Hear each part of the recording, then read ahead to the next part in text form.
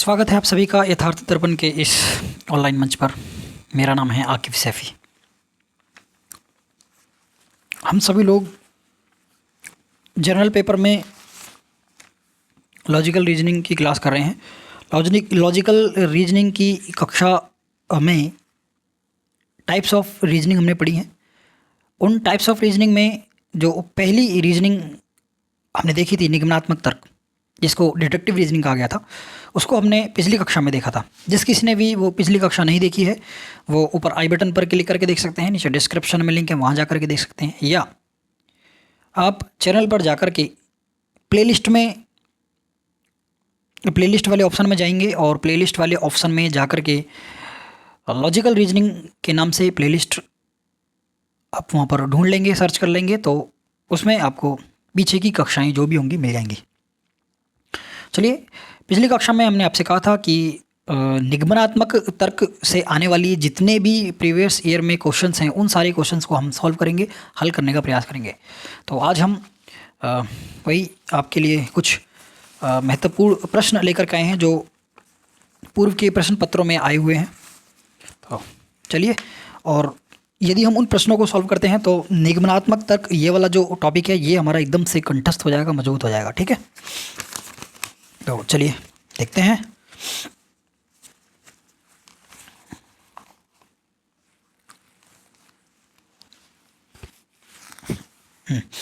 पिछली कक्षा में हमने टाइप्स ऑफ रीजनिंग की बात की थी, जिसमें हमने 6 प्रकार की रीजनिंग की चर्चा आपसे वहाँ पर की थी। निगमनात्मक तर्क, जिसको डिडक्टिव रीजनिंग कहा गया था।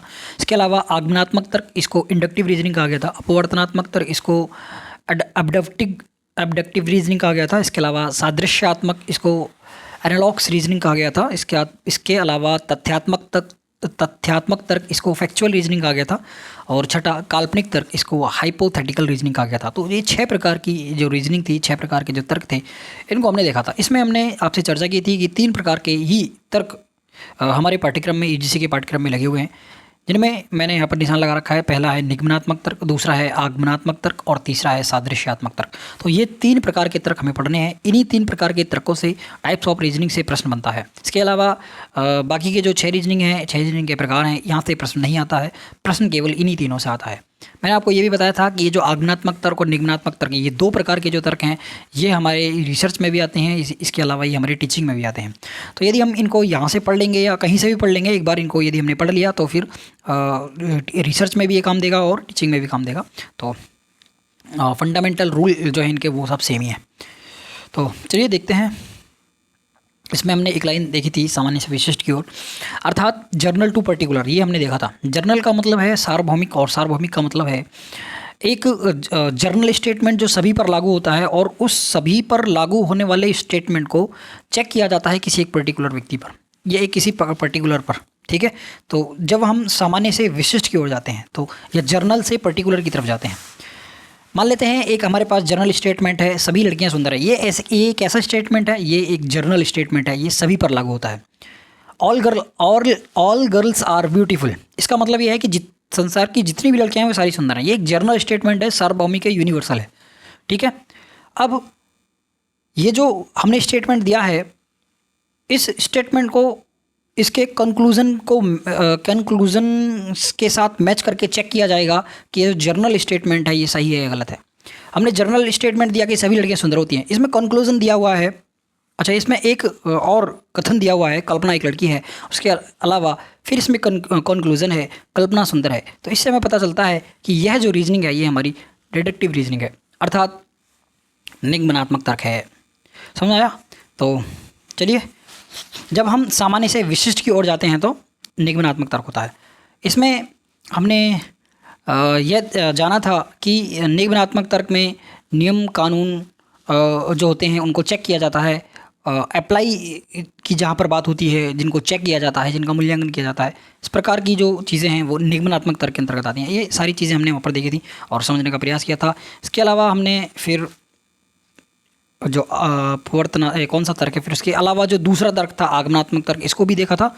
और इसकी जो लाइन थी वो देखी थी हमने, वो था सामान्य से विशिष्ट की ओर, ये था विशिष्ट से सामान्य की ओर। एक कोई विशिष्ट स्टेटमेंट है, मान लेते हैं एक कोई विशिष्ट व्यक्ति है, जैसे राम है, राम मरणशील है, ये एक स्टेटमेंट दिया। इसके अलावा दूसरा स्टेटमेंट दिया सोहन मरणशील है। इसके अलावा तीसरा स्टेटमेंट दिया कि भरत मरणशील है। ये 3 लोगों की मरणशील होने पर यह सिद्धांत बना दिया है, नियम बना दिया है, कानून बना दिया कि संसार के जितने भी लोग हैं वो सब के सब मरणशील हैं। तो जब हम विशिष्ट से सामान्य की ओर जाएंगे तो आगमनात्मक तर्क, और जब हम सामान्य से विशिष्ट की ओर जाएंगे तो निगमनात्मक तर्क। ये सारी चीज़ें हमारी आपसे हुई थी। उसके अलावा क्या हुआ था यहाँ से देखते हैं, सामान्य से विशिष्ट की ओर। अच्छा, यहाँ पर चलिए ये हो गया हमारा। इसके अलावा मैंने आपको कुछ दिया था शायद होमवर्क के लिए। हाँ, मैंने ये वाला चार्ट दिया था शायद, और है क्या? हाँ, मैंने ये वाला चार्ट दिया था आपके लिए। तो ये वाला चार्ट मुझे बताइए यदि आप करके लाए हैं तो इसको, और नीचे कमेंट में लिख देना। इसमें पहला वाला जो प्रश्न है वो है, यहाँ पर हमारे पास 6 सिचुएशन दी गई हैं, और इन 6 सिचुएशंस में चेक करके बताना है कि जो निगमनात्मक तर्क है वो वैलिड है या इनवैलिड है। ये मैंने आपको बता दिया है वैलिड और इनवैलिड क्या होता है। वैलिड का मतलब है वैध, वैध, ठीक है। निगमनात्मक तर्क हमारा वैध कब होता है, अवैध कब होता है, ये हमने चेक कर लिया था, बताया था आपको। देखिए यहाँ पर ये हमने बताया था आपको, निगमनात्मक तर्क जो होता है वो एक ही कंडीशन में वैलिड होता है, और वो कंडीशन होती है यदि कथन सत्य दिया हुआ है और उसका निष्कर्ष हमें गलत दिया हुआ है तो वह जो निगमनात्मक तर्क होगा वह वैलिड नहीं होगा, इनवैलिड होगा। केवल यही वाली जो कंडीशन है, इसी वाली कंडीशन में जो निगमनात्मक तर्क होता है वो अवैध होता है। बाकी जितनी भी कंडीशन है उन सब में निगमनात्मक तर्क अवैध होता है, सॉरी वैलिड होता है, वैध होता है, ठीक है। जैसे मैं बात करता हूँ कथन 1 की। यदि कथन 1 हमारा सत्य दिया हुआ है और उसका निष्कर्ष हमारा भी सत्य है, कथन भी सही है और निष्कर्ष भी सही है, तो इस प्रकार का जो निगमनात्मक तर्क होता है वो वैलिड होता है। इसके अलावा हमने देखा था कि यदि कथन सही दिया हुआ है और उसका निष्कर्ष गलत है तो इस प्रकार का जो निगमनात्मक तर्क होता है वो इनवैलिड होता है। इसके अलावा फिर हमने देखा था यदि कथन गलत दिया हुआ है, उसका निष्कर्ष भी गलत है, तो इस प्रकार का जो निगमनात्मक तर्क है वो वैलिड होता है। इसके अलावा यदि कथन रॉन्ग दिया हुआ है, कथन असत्य दिया हुआ है और निष्कर्ष उसका सत्य दिया हुआ है, तो इस प्रकार का जो निगमनात्मक तर्क होता है वो वैध होता है। और ये चारों के चारों कंडीशंस हमने एग्जाम्पल के थ्रू समझी थी, इसको चेक भी किया था, ठीक है। जैसे ये वाला एग्जाम्पल भी देखा था हमने, यदि कथन गलत दिया हुआ है और उसका निष्कर्ष सही है तो इस प्रकार का जो निगमनात्मक तर्क होता है वो वैलिड होता है, वैध होता है। कैसे होता है इसका हमने एग्जाम्पल देखा था। जैसे मैं एक जनरल स्टेटमेंट देता हूँ, सभी लड़कियाँ सुंदर होती हैं, ये मैंने एक जनरल स्टेटमेंट दिया और इस कथन को मैंने रॉन्ग कर दिया। मैंने कहा मैं लिख देता हूँ, चलिए, मैंने कहा कथन सभी लड़कियाँ सुंदर होती हैं, सभी लड़कियाँ सुंदर होती हैं, कथन गलत है। कथन कैसा है? गलत है। अब इसका निष्कर्ष देखते हैं। निष्कर्ष देखिए, सभी लड़कियां सुंदर होती हैं, ये एक जर्नल स्टेटमेंट है, और चूंकि ये जर्नल है तो ये निगमनात्मक तर्क के अंतर्गत आएगा, और ये निगमनात्मक तर्क के अंतर्गत आएगा तो इसमें जो कथन दिया हुआ है सभी लड़कियां सुंदर हैं, ये रॉन्ग कथन दिया हुआ है। इसका मतलब क्या है? ये जो कथन दिया है इसका मतलब क्या है रॉन्ग का?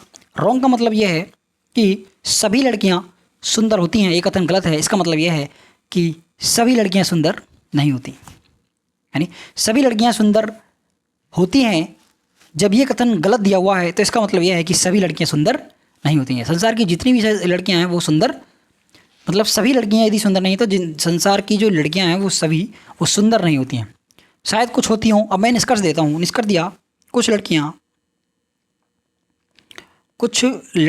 सुंदर होती हैं, ये निष्कर्ष है।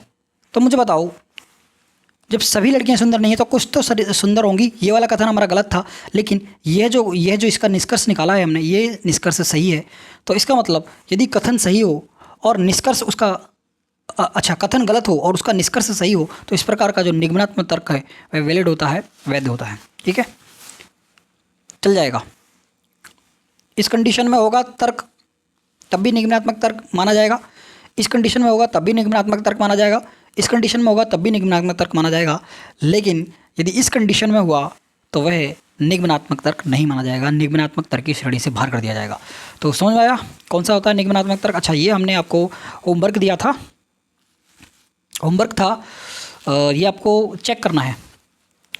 मैं एक बार आपके सामने बोल देता हूँ, आपको बताना है कि वैलिड है इनवैलिड है। कथन ए है, कथन ए सत्य है, कथन 2 गलत है, कथन ए सत्य है, कथन 2 गलत है, रॉन्ग है, और इन दोनों कथनों का जो निष्कर्ष दिया हुआ है वो निष्कर्ष सत्य है।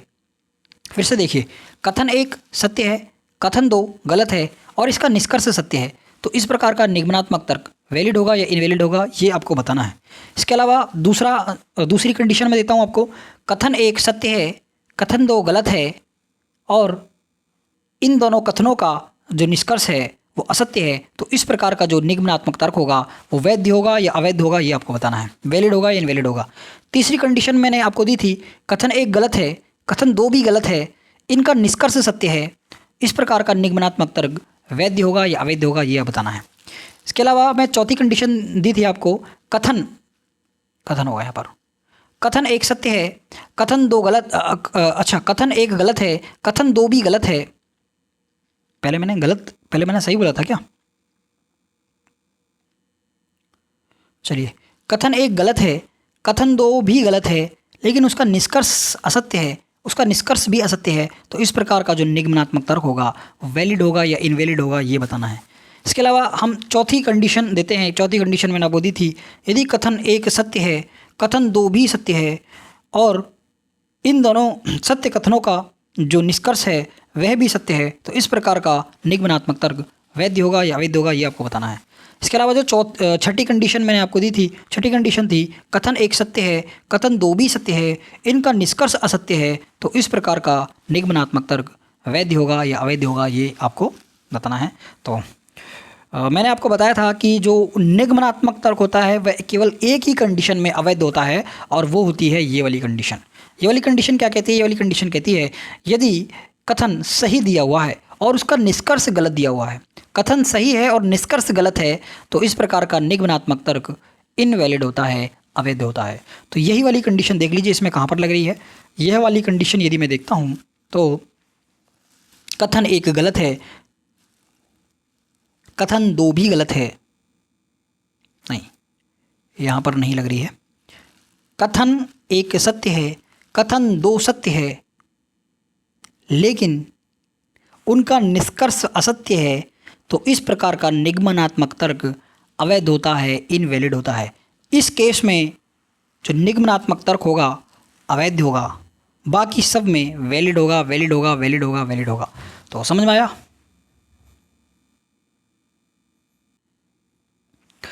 मुझे लगता है आपको निगमनात्मक तर्क समझ में आया होगा, अच्छी प्रकार से आपकी बुद्धि में बैठ गया होगा। तो चलिए, निगमनात्मक तर्क हमारा ख़त्म हुआ, और निगमनात्मक तर्क ख़त्म होने के साथ साथ इसमें जो बनने वाले प्रश्न हैं उन प्रश्नों को हम देखने वाले हैं, आज ही देखेंगे। तो देखते हैं, चलिए मैं कुछ आपके लिए प्रश्न लिख कर के लेकर आया हूँ। तो पहला प्रश्न ये रहा, इस प्रश्न को समझने का प्रयास करते हैं। इसमें नीचे 2 कथन दिए गए हैं और आपको बताना है कौन सा कथन सही है। पहला प्रश्न देखते हैं हम। पहला प्रश्न में कहा गया है, यही ले लेते हैं कलर। इसमें कहा गया है, यदि कथन सत्य है और निष्कर्ष असत्य है तो ऐसा निगमनात्मक तर्क सदैव अवैध होता है। क्या है कथन सही है? दूसरा कथन दिया हुआ है कथन आर, ये कथन ए है, ये कथन आर है। निष्कर्ष की सत्यता किसी प्रयोग पर आधारित नहीं होती। ये 2 प्रकार के क्या दिए हैं, स्टेटमेंट दिए हैं। इन स्टेटमेंट के आधार पर हमें नीचे ऑप्शंस दिए हैं। पहला, कथन 1 एवं कथन ए एवं कथन आर दोनों सत्य हैं। कथन ए सत्य है तथा कथन आर असत्य है। केवल कथन आर सत्य है, या दोनों कथन ए और आर गलत हैं। तो इसमें आपको बताना है कौन सा ऑप्शन सही है। ए सही है, बी सही है, सी सही है या डी सही है, ये आपको बताना है। देखिए, इसमें कहा गया है, यदि कथन सत्य है और उसका निष्कर्ष असत्य है तो ऐसा निगमनात्मक तर्क जो होता है वो सदैव अवैध होता है। यह बात एकदम सही है, बिल्कुल सही है।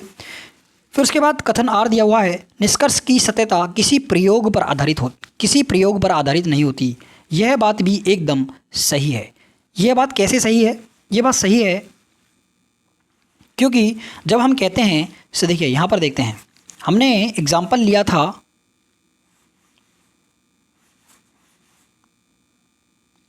चलिए हम इस वाले एग्जाम्पल से इस वाली लाइन को समझने का प्रयास करते हैं। लाइन कौन सी है हमारी? लाइन है हमारी ये वाली, या इतना ऊपर क्यों जाएं, यही लिख लेते हैं इस वाली लाइन को, इस वाली लाइन को हम यही लिख लेते हैं। हम लिखते हैं कुछ और लिख लेते हैं, चलिए वही नहीं लिखते हैं, एग्जाम्पल, इसको थोड़ा सा, चलिए ये सही है, एग्जाम्पल लिखते हैं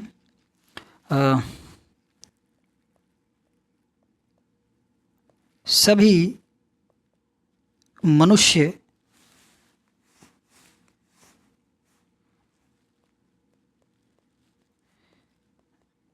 चेतन प्राणी हैं।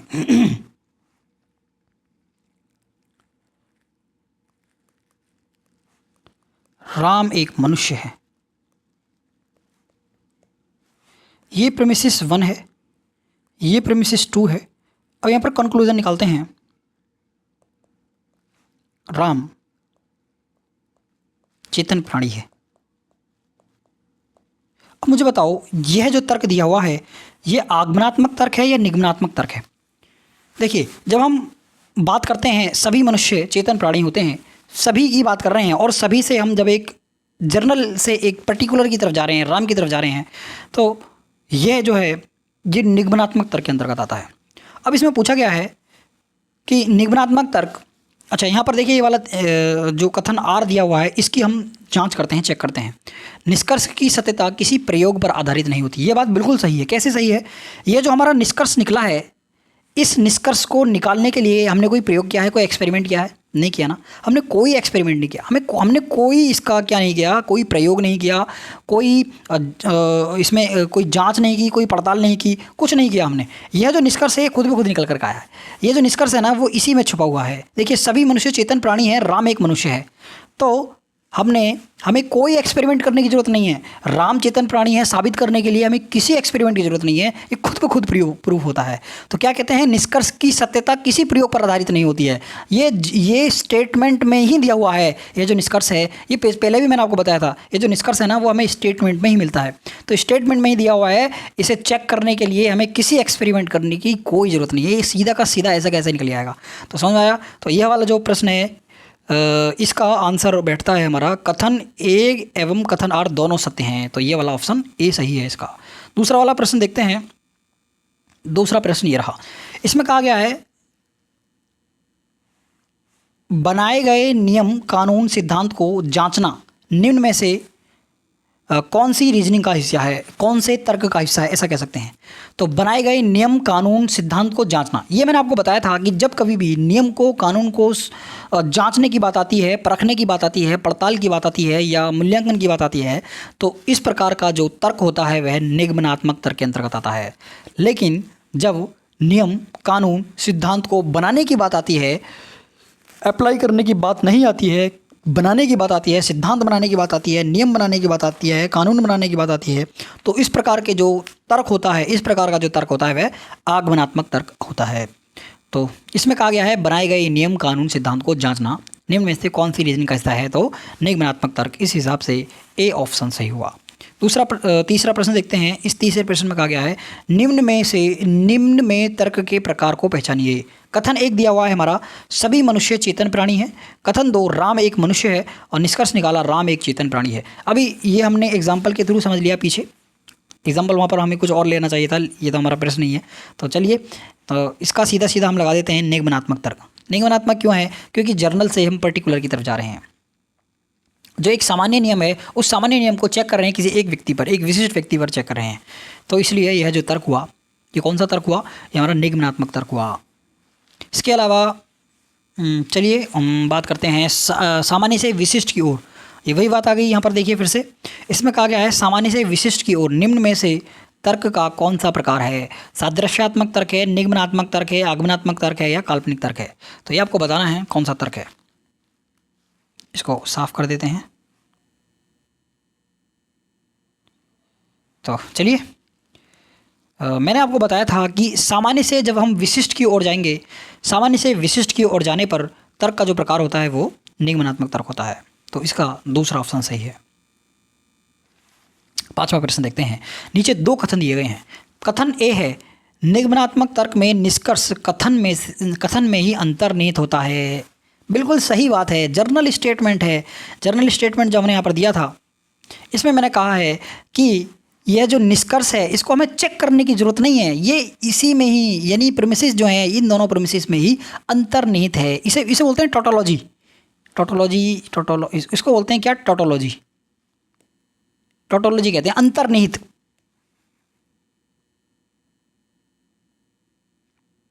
टोटोलॉजी कहते हैं, है नहीं? तो टोटोलॉजी का मतलब अंतर्निहित है, तो इसी में ही अंतर्निहित होता है। तो ये वाला जो कथन है एकदम सही है। देखिए नीचे 2 कथन दिए गए हैं। कथन ए कहता है, निगमनात्मक तर्क में निष्कर्ष कथन में ही अंतर्निहित होता है। बिल्कुल सही बात है, जो निष्कर्ष होगा वो कथन में ही होगा। सही है। उसके बाद बी ऑप्शन दिया हुआ है हमारा, यदि बी कथन दिया हुआ है, यदि कथन सत्य हो और निष्कर्ष भी सत्य हो तो ऐसा निगमनात्मक तर्क हमेशा, अच्छा ये मैंने गलत कर दिया ना,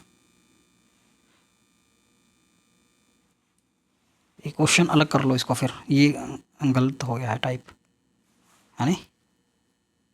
क्वेश्चन इसको 5 भी कर लेते हैं, 5A क्वेश्चन 5A ऐसा। इसका मैंने दूसरा पार्ट लिखा नहीं है, शायद इसका दूसरा पार्ट लिखा ही नहीं है। तो इतना ही प्रश्न रह गया ये। चलिए, मुझे ये वाली बात समझानी थी आपको, बस यही मकसद था इस वाले प्रश्न को रखने का, बाकी कोई ख़ास मकसद नहीं था। तो दूसरा यहाँ पर कोई भी ऑप्शन ले सकते हैं। इसके अलावा देखते हैं 5वां प्रश्न। इसमें कहा है, यदि कथन सत्य हो और निष्कर्ष भी सत्य हो तो ऐसा निगमनात्मक तर्क होता है, हमेशा वैध होता है, हमेशा अवैध होता है, काल्पनिक होता है, इनमें से कोई नहीं। तो ये आपको बताना है। मैंने बताया था, यदि कथन सत्य दिया हुआ हो और उसका निष्कर्ष असत्य हो तो इस प्रकार का जो निगमनात्मक तर्क होता है वो हमेशा इनवैलिड होता है, अवैध होता है। तो क्या आएगा इसका? अवैध होगा, यानी दूसरा ऑप्शन इसका सही होगा। छठा प्रश्न देखते हैं। छठा प्रश्न, इसमें कहा गया है, देखिए इसमें कहा गया है, उस कूट का चयन कीजिए जो 2 आधार वाक्यों वाले निगमनात्मक तर्क के प्रसंग में सही नहीं है। सही नहीं है, नहीं है, देखिए इस बात पर जोर देना है आपको। एक सही आधार वाक्य, एक गलत आधार वाक्य और एक गलत निष्कर्ष वाला तर्क वैध हो सकता है। ये कथन, ये वाला है ऑप्शन इसका। दूसरा ऑप्शन है, 2 सही आधार वाक्यों और एक गलत निष्कर्ष वाला तर्क वैध हो सकता है। तीसरा, एक सही आधार वाक्य, एक गलत आधार वाक्य और एक सही निष्कर्ष वाला तर्क वैध हो सकता है। 2 गलत आधार वाक्यों वाला तर्क, 2 गलत आधार वाक्यों वाला तर्क और एक गलत निष्कर्ष यदि उसमें हो तो वह वैध हो सकता है। ये आपको बताना है इसका कौन सा ऑप्शन सही है। देखिए इसमें कहा गया है, यदि मैं इसको सरल भाषा में लिखूं तो इसमें ऐसा कहा गया है, एक सही आधार वाक्य है, कथन एक सही है, और एक गलत आधार वाक्य, एक दूसरा कथन गलत दिया हुआ है, और इसका जो निष्कर्ष है, इसका जो निष्कर्ष है वो कैसा दिया है? निष्कर्ष इसका गलत दिया हुआ है। तो यह बताना है आपको, ये वैध होगा, वैलिड होगा या इनवैलिड होगा, ये आपको इसमें बताना है। चलिए दूसरा जो ऑप्शन दिया हुआ है, दूसरा ऑप्शन दिया हुआ है, यदि 2 आधार वाक्यों और 2 सही आधार वाक्य हों, यानी कथन एक सही है, कथन 2 भी सही है, और इसका जो निष्कर्ष है, कथन 2 वाक्यों और एक गलत निष्कर्ष वाला, और इसका जो निष्कर्ष है वह गलत दिया हुआ है, तो इस प्रकार का जो निगमनात्मक तर्क होगा वो वैध होगा या अवैध होगा, ये आपको बताना है। ठीक है, एक ये आपको बताना है, एक ये आपको बताना है। तीसरा यहाँ पर दिया हुआ है, एक सही आधार वाक्य है, यानी एक आधार वाक्य सही है और एक गलत आधार वाक्य दिया हुआ, एक आधार वाक्य गलत दिया हुआ है, और इसका जो निष्कर्ष है और एक सही निष्कर्ष वाला, इसका जो निष्कर्ष है वह सही है, तो इस प्रकार का जो निगमनात्मक तर्क होगा वो वैध होगा या अवैध होगा, ये आपको बताना है। इसके अलावा जो चौथा प्रश्न है, इसमें क्या गया है, 2 गलत आधार वाक्य हैं, यानी एक आधार वाक्य गलत है, दूसरा आधार वाक्य भी गलत है, और इसका निष्कर्ष भी मेरे हिसाब से गलत ही है, तो निष्कर्ष भी गलत है, तो इस प्रकार का जो निगमनात्मक तर्क होगा वो वैध होगा या अवैध होगा, ये आपको बताना है कौन सा ऑप्शन सही है। तो यदि हम इस प्रश्न को देखें तो यह वाला जो कंडीशन है, ये वाली जो कंडीशन है, ये वाली कंडीशन,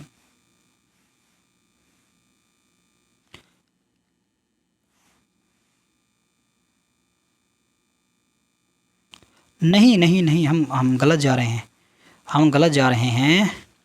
इसमें कहता है पहले वाले में देखिए, तर्क के प्रसंग में सही नहीं है पूछ रहा है ना, तो एक सही आधार वाक्य, एक गलत आधार वाक्य और एक गलत निष्कर्ष वाला तर्क। अच्छा, इसमें दिया हुआ है खुद से, इसमें दिया हुआ है पहला वाला वैद्य, वैद्य। दूसरा वाला दिया हुआ है, दूसरा वाला दिया हुआ है वैद्य, वैद्य दिया हुआ है। तीसरा वाला दिया हुआ है वैद्य, और चौथा भी दिया हुआ है वैद्य। तो अब ये आपको बताना है कि इसमें से कौन सा सही नहीं है, यानी गलत कौन सा है वो बताना है आपको। तो मुझे बताइए इसमें से गलत कौन सा है। तो यह वाला जो है ना वह गलत दिया हुआ है, यानी ये यदि कथन सही हो और उसका निष्कर्ष गलत हो तो इस प्रकार का जो निगमनात्मक तर्क होता है वह हमेशा अवैध होता है, लेकिन यहाँ पर वैध दिया हुआ है। तो इसलिए यह वाला जो कथन है ये गलत है, यानी यह भी सही है, यह भी सही है, यह भी सही है, लेकिन गलत कौन सा है, यह गलत है। तो इस हिसाब से बी वाला जो विकल्प है या दूसरा वाला जो विकल्प है ये सही है। सातवां प्रश्न देखते हैं। सातवें प्रश्न में कहा गया है एक निगमनात्मक तर्क अवैध होता है कब? इसके आधार वाक्य और निष्कर्ष सभी असत्य हैं। दूसरा, इसके आधार वाक्य सत्य परंतु निष्कर्ष असत्य। तीसरा इसके आधार वाक्य सत्य परंतु निष्कर्ष सत्य। इसके आधार वाक्य असत्य परंतु निष्कर्ष सत्य। और चौथा, इसके आधार वाक्य और निष्कर्ष सभी सत्य। ये क्या दिया हुआ है यहाँ पर? इसके आधार वाक्य सत्य होंगे, यहाँ पर सत्य लिखा हुआ है क्या? मैं चेक करता हूँ इसको। यहाँ पर सत्य लिखा हुआ है, क्या है यहाँ पर? सत्य लिखा हुआ है। अब मुझे बताना है ए ऑप्शन सही है, बी सही है, सी सही है या डी सही है, आपको बताना है। एक निगमनात्मक तर्क ठीक है अवैध होता है। कब होता है अवैध? मैंने आपको बताया है अवैध कब होगा, यदि कथन सही होगा, उसका निष्कर्ष गलत होगा, तो इस प्रकार का जो निगमनात्मक तर्क होगा वो हमेशा अवैध होगा। ये वाली लाइन देख लो, जहाँ भी हो सही कर दो उसको, ठीक है। तो देखते हैं देखिए दूसरा वाला जो है मुझे ये लग रहा है इसके आधार वाक्य सत्य है परंतु निष्कर्ष जो है वो असत्य है। तो इस प्रकार का जो निगमनात्मक तर्क होता है वो अवैध होता है, यानी बी ऑप्शन सही है, ठीक है। बाकी सब में वैध होगा, इसमें वैध होगा, इसमें होगा वैध, इसमें वैध होगा, बस इसी में अवैध होगा। तो यह वाला ऑप्शन सही है, यानी ये होगा इनवैलिड। चलिए आठवां प्रश्न देखते हैं। आठवें प्रश्न में कहा गया है प्राक कल्पना की जांच करना क्या है? आगमनात्मक के अंतर्गत आएगा, निगमनात्मक के अंतर्गत आएगा, सादृश्यात्मक के अंतर्गत आएगा या काल्पनिक के अंतर्गत आएगा, ये आपको बताना है। देखिए जब भी हम जांचने की बात करेंगे, परखने की बात करेंगे, मूल्यांकन की बात करेंगे, तो ये सब का सब हमारा निगमनात्मक में आता है। किस में आता है? डिडक्टिव में आता है, निगमनात्मक में आता है। यही पढ़ रहे हैं हम भी सही शुरू से, ठीक है। तो देखते हैं, चलिए इतनी सारी चीज़ें हमने देखी, ये प्रश्न देखे इसके, तो मुझे लगता है आपको निगमनात्मक तर्क एकदम से समझ में आया होगा। बहुत आसान है, कुछ भी नहीं है इसमें। यदि आपको कक्षा महत्वपूर्ण लगी हो तो अपने मित्रों तक इस कक्षा को शेयर कर दें ताकि वे भी इस कक्षा का लाभ ले पाएँ। चलिए मिलते हैं आपसे अगली कक्षा में, उसमें हम आपसे बात करेंगे किसकी? आगमनात्मक तर्क की, ठीक है। और इस पर बनने वाले जो प्रश्न हैं उनको भी आपके सामने रखेंगे। तो चलिए एक कक्षा में हमारा ये आगमनात्मक तर्क हो जाएगा और एक कक्षा हमारी सादृश्यात्मक तर्क में, यानी हो सकता है कि इसी कक्षा में हम इसको भी ख़त्म कर दें। तो टाइप्स ऑफ रीजनिंग वाला जो पोर्शन है वो हमारा एकदम से आने वाली अगली वीडियो में ख़त्म हो जाएगा। तो चलिए इतनी सारी चीज़ें हमने देखी हैं, आगे कुछ ठीक है अब नहीं है कुछ भी। तो मिलते हैं आपसे अगली कक्षा में, ठीक है।